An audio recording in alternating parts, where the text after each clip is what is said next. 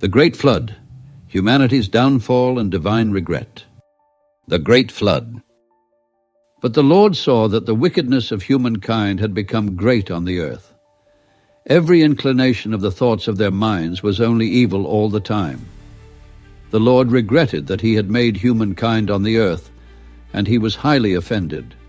So the Lord said, I will wipe humankind, whom I have created, from the face of the earth. Everything from humankind to animals, including creatures that move on the ground and birds of the air, for I regret that I have made them. But Noah found favor in the sight of the Lord. This is the account of Noah. Noah was a godly man. He was blameless among his contemporaries.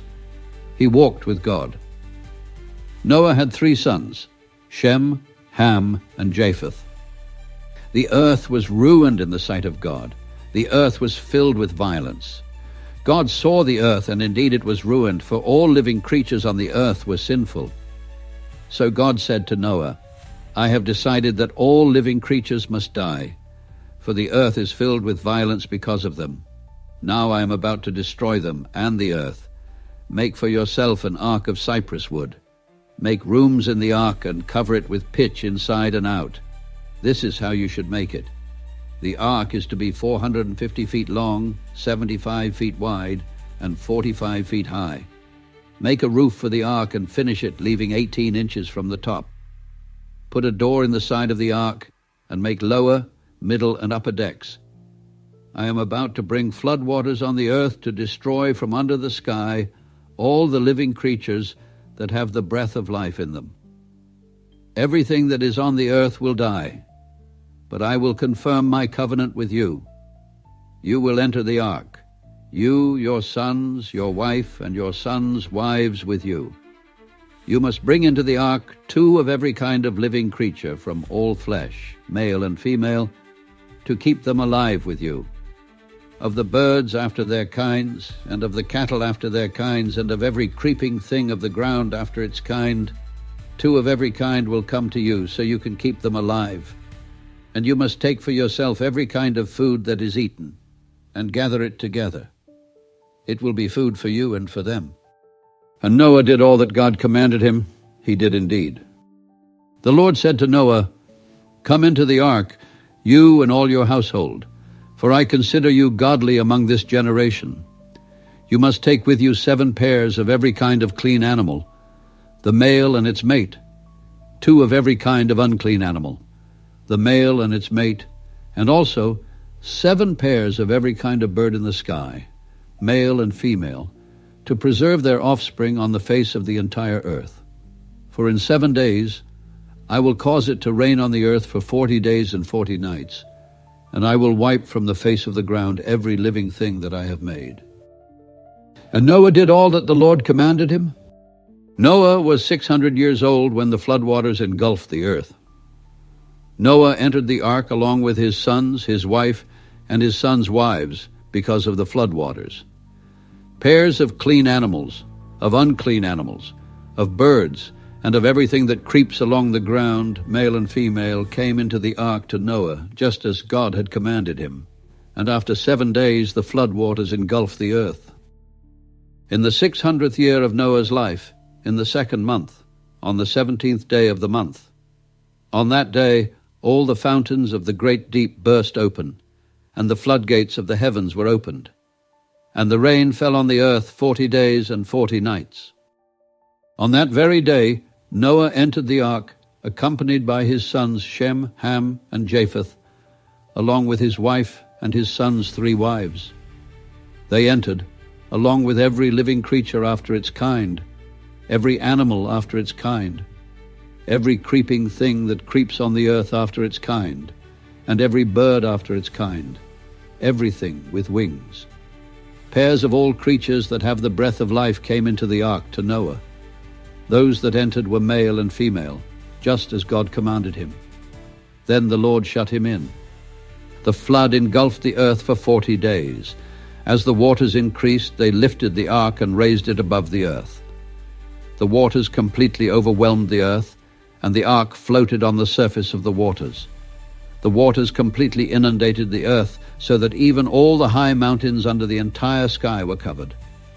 The waters rose more than 20 feet above the mountains, and all living things that moved on the earth died, including the birds, domestic animals, wild animals, all the creatures that swarm over the earth, and all humankind. Everything on dry land that had the breath of life in its nostrils died.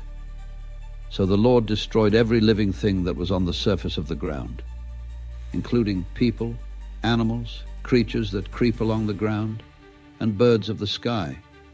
They were wiped off the earth.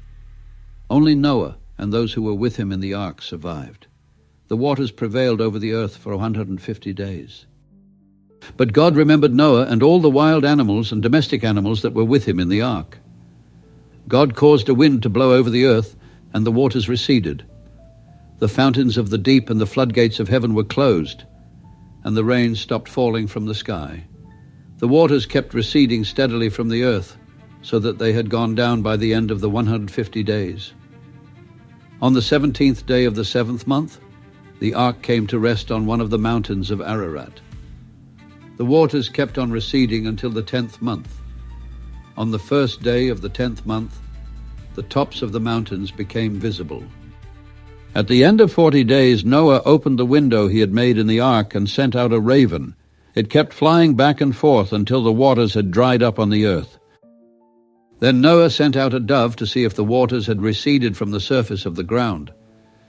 The dove could not find a resting place for its feet, because water still covered the surface of the entire earth, and so it returned to Noah in the ark.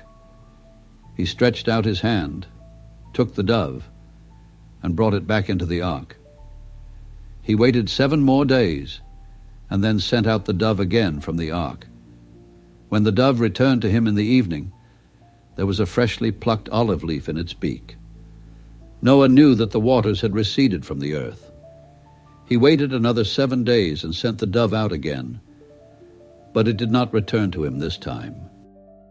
In Noah's 601st year, in the first day of the 1st month, the waters had dried up from the earth, and Noah removed the covering from the ark and saw that the surface of the ground was dry. And by the 27th day of the 2nd month, the earth was dry. Then God spoke to Noah and said, "Come out of the ark, you, your wife, your sons, and your sons' wives with you. Bring out with you all the living creatures that are with you. Bring out every living thing, including the birds, animals, and every creeping thing that creeps on the earth. Let them increase and be fruitful and multiply on the earth." Noah went out along with his sons, his wife, and his sons' wives. Every living creature, every creeping thing, every bird, and everything that moves on the earth went out of the ark in their groups. Noah built an altar to the Lord. He then took some of every kind of clean animal and clean bird, and offered burnt offerings on the altar. And the Lord smelled the soothing aroma and said to himself, "I will never again curse the ground because of humankind, even though the inclination of their minds is evil from childhood on. I will never again destroy everything that lives, as I have just done." While the earth continues to exist, planting time and harvest, cold and heat, summer and winter, and day and night will not cease. Then God blessed Noah and his sons and said to them, "Be fruitful and multiply and fill the earth. Every living creature of the earth and every bird of the sky will be terrified of you. Everything that creeps on the ground and all the fish of the sea are under your authority. You may eat any moving thing that lives. As I gave you the green plants, I now give you everything. But you must not eat meat with its life, that is, its blood, in it. For your lifeblood I will surely exact punishment. From every living creature I will exact punishment. From each person I will exact punishment for the life of the individual, since the man was his relative. Whoever sheds human blood by other humans, must his blood be shed. For in God's image God has made humankind. But as for you, be fruitful and multiply, increase abundantly on the earth and multiply on it." God said to Noah and his sons, "Look, I now confirm my covenant with you and your descendants after you, and with every living creature that is with you, including the birds, the domestic animals, and every living creature of the earth with you, all those that came out of the ark with you, every living creature of the earth. I confirm my covenant with you. Never again will all living things be wiped out by the waters of a flood. Never again will a flood destroy the earth. And God said, This is the guarantee of the covenant I am making with you and every living creature with you, a covenant for all subsequent generations. I will place my rainbow in the clouds, and it will become a guarantee of the covenant between me and the earth. Whenever I bring clouds over the earth and the rainbow appears in the clouds, then I will remember my covenant with you and with all living creatures of all kinds. Never again will the waters become a flood and destroy all living things.